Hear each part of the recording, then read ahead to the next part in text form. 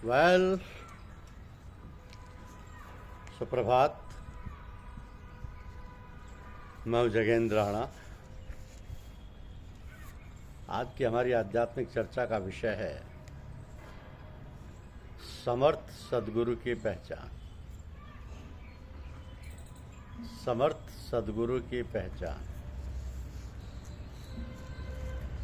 अनंत करुणा वरुणालय कृपा बारिधर अनुग्रह की शीत रश्मि, असीम मेघमाला स्वरूप परम संत समर्थ सद्गुरुदेव प्रातः वंदनीय, सतत स्मरणीय अनंत श्री विभूषित पूज्य महात्मा राम सिंह राणा जी साहब जी महाराज की बृहत बट वृक्षीय आध्यात्मिक छत्र छाया में आश्रय प्राप्त होना हमारे पूर्व जन्म के किन्हीं सुकृत साधनों का सुफल ही हो सकता है, क्योंकि इस जन्म में तो ना तो कोई सुकृत कर्म श्रृंखला ही दिखाई देती है और ना ही साधन सम्रांगण में कोई विकट तपश्चर्या प्रयत्न पुरुषार्थ जप योगाभ्यास ध्यान योग शरण योग कुछ भी तो नहीं।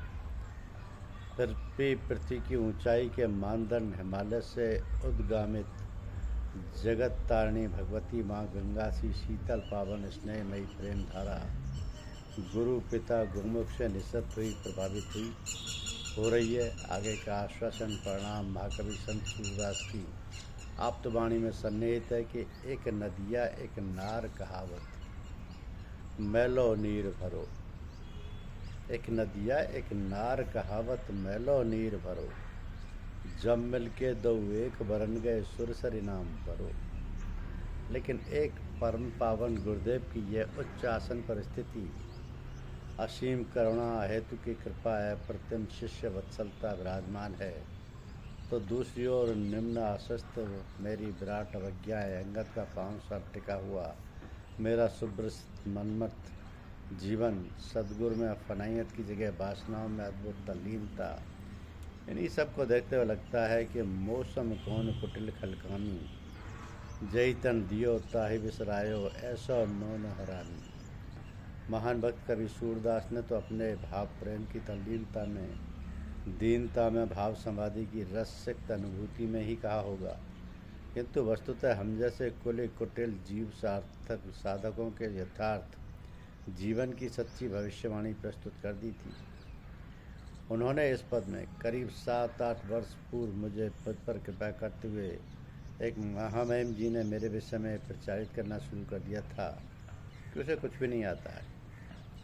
वैसे जब भी मौका मिलता है वह कृपा करने में चूकते नहीं हैं। तो जब लोगों ने मुझे बताया तो बड़ी प्रसन्नता हुई कि यह विरोधी प्रचार भी अंततः गुरु महिमा का ही प्रकाशक होगा।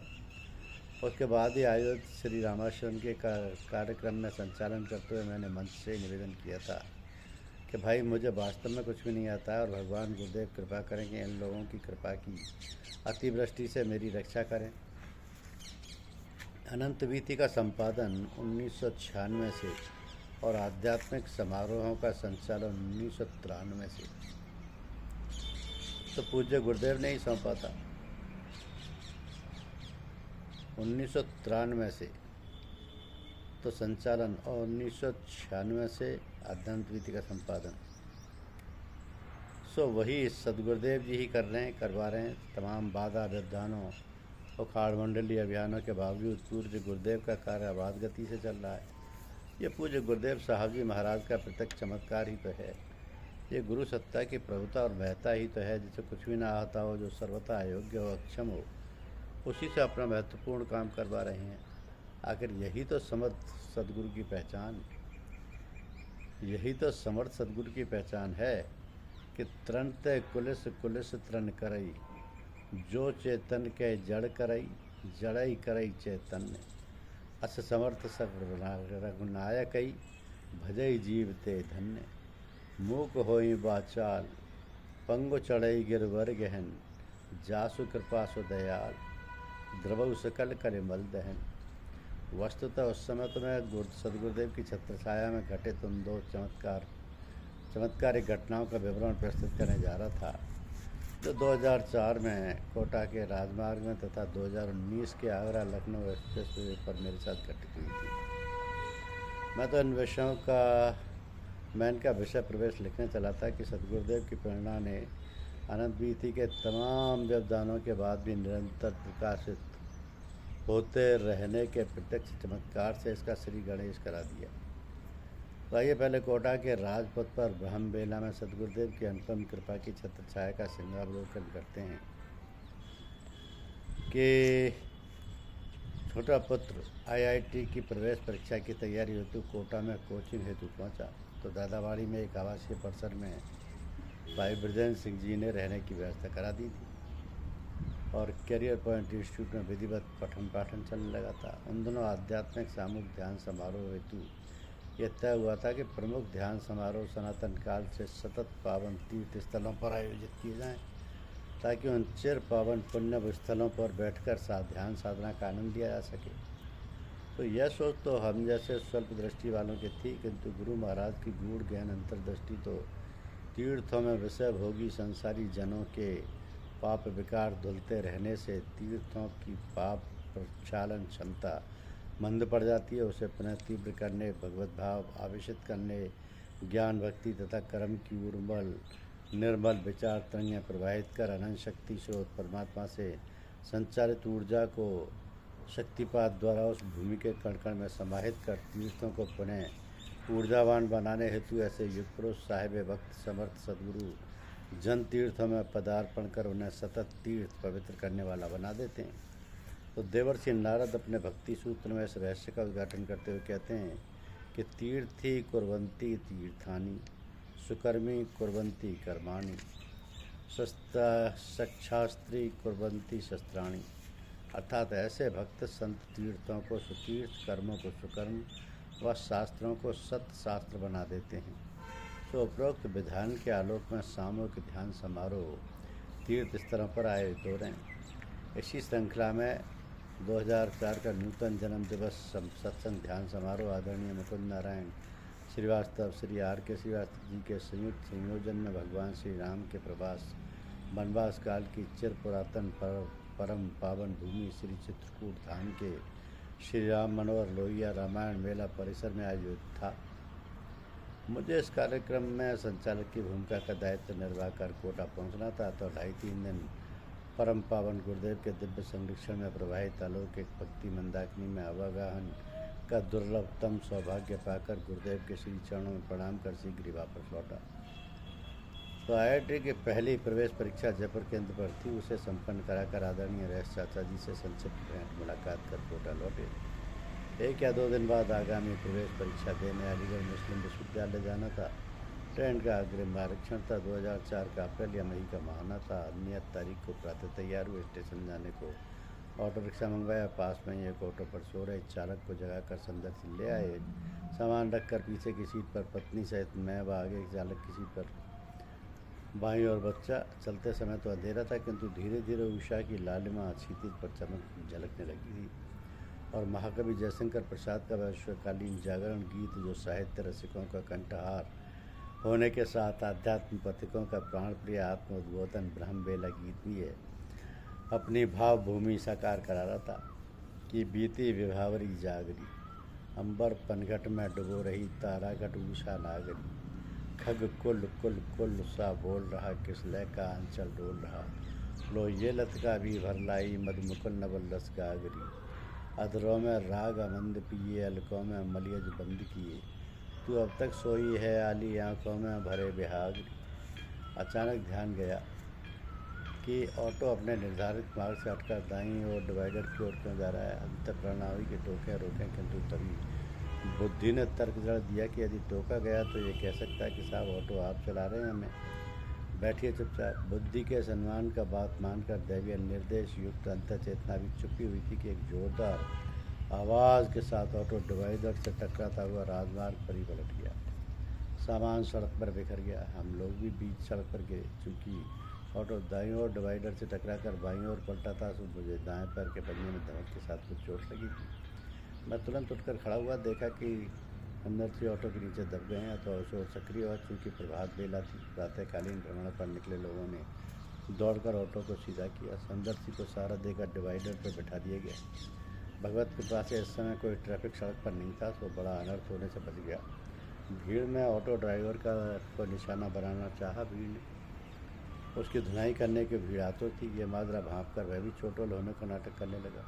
उसकी लापरवाही से झपकी आने से सब हुआ था, तो लोगों को उसकी पिटाई के लिए मेरी सहमति का इंतजार था, लेकिन मैंने इसके लिए मना करते हुए सहयोगियों से कहा कि इसे जाने दीजिए। ठीक है, इससे गलती हुई है, किंतु इसके पिटाई से हमें क्या लाभ होगा।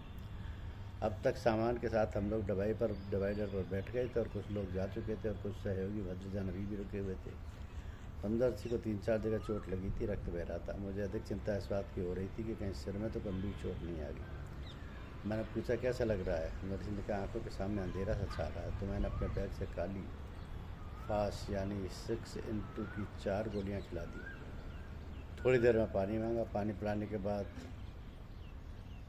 थोड़ी देर बाद फिर पूछा, आप कैसा अनुभव कर रहे हो? बेहतर बताने के बाद तसल्ली हुई। फिर कुछ देर बाद काली फास दी और फिर लगा कि अब चिंता की कोई बात नहीं है। आगे क्या करना चाहिए इस विषय में हम अभी सोच भी नहीं पाए थे कि एक युवा सज्जन आगे आकर बोले कि बताइए, आप आगे यात्रा जारी रखेंगे? क्योंकि आपके ट्रेन में रिजर्वेशन है, तो मैं आपको अपनी कार से स्टेशन पहुंचा दूं, अथवा चिकित्सा लेनी हो तो आपको जिला चिकित्सालय चलकर चिकित्सा उपलब्ध करवा दूं। मैंने तुरंत अगली यात्रा संभव अनुपयुक्त समझ उपचार लेना उचित जान उन साहब से जिला चिकित्सालय पहुंचाने का अनुरोध किया। उन्होंने बिना झिझक मेरा सामान उठवाकर अपनी कार में रखा। हम लोगों को लेकर अस्पताल पहुंचे। डॉक्टर से पर्चा बनवाया। जो दवा बाहर से आनी थी उसको चलकर दिलवाया और प्रारंभिक चिकित्सा पूरे मनोयोग व आत्मीयता से संपन्न कराई। तो उनकी सहयोग भावना बेहद आत्मीयतापूर्ण, सहज, बातातुल्य थी। लगभग 2-2.5 घंटे वह मेरे साथ भाग दौड़ करते रहे, लेकिन चिंता, बोझ, झंझट का कोई चिन्ह उनके चेहरे पर ना था। अब मुझे ही रह कर एक ख्याल आ रहा था कि ये सज्जन कब से हमारे साथ हैं पता नहीं।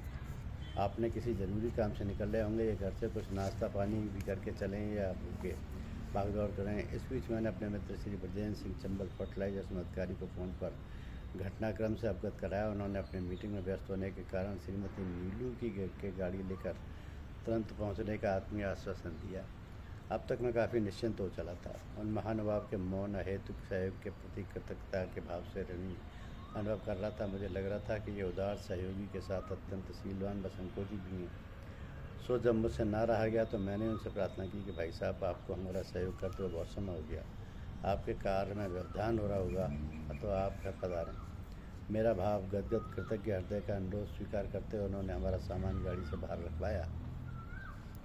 जब मैं उन्हें सवार विदार कर रहा था तो देखा कि गाड़ी के डैशबोर्ड पर किन्हीं महात्मा की मूर्ति जड़ी हुई है। मैंने कहा कि लगता है आप भी किसी संत सदगुरु के अनुयायी हैं। उसके उत्तर में उन्होंने वाणी से कुछ नहीं कहा, केवल मौन में हामी भरी। मैंने सोचा कि इससे आगे भी संपर्क में ना रहे, अतः अनंत बीती की एक प्रति उन्हें भेंट कर साधन अभिवादन के साथ विदा दी। श्रीमती नीलू जी के आते ही अस्पताल से छुट्टी ले उनकी गाड़ी से चंबल फर्टिलाइजर परिसर स्थित ब्रजेंद्र जी के बंगले में दाखिल हुए। इन लोगों के अपार स्नेह, सहयोग, सद्भावना व निष्काम सेवा भावना ने मन मोह लिया। 2 दिन बाद सोचा कि चलो उन देवदूत महापुरुष को फ़ोन कर कृतज्ञतापूर्ण नमन कर लें, किंतु ये क्या हुआ, फ़ोन कर रहे हैं तो कैसे? अरे उनका तो फ़ोन नंबर लेना ही हम भूल गए।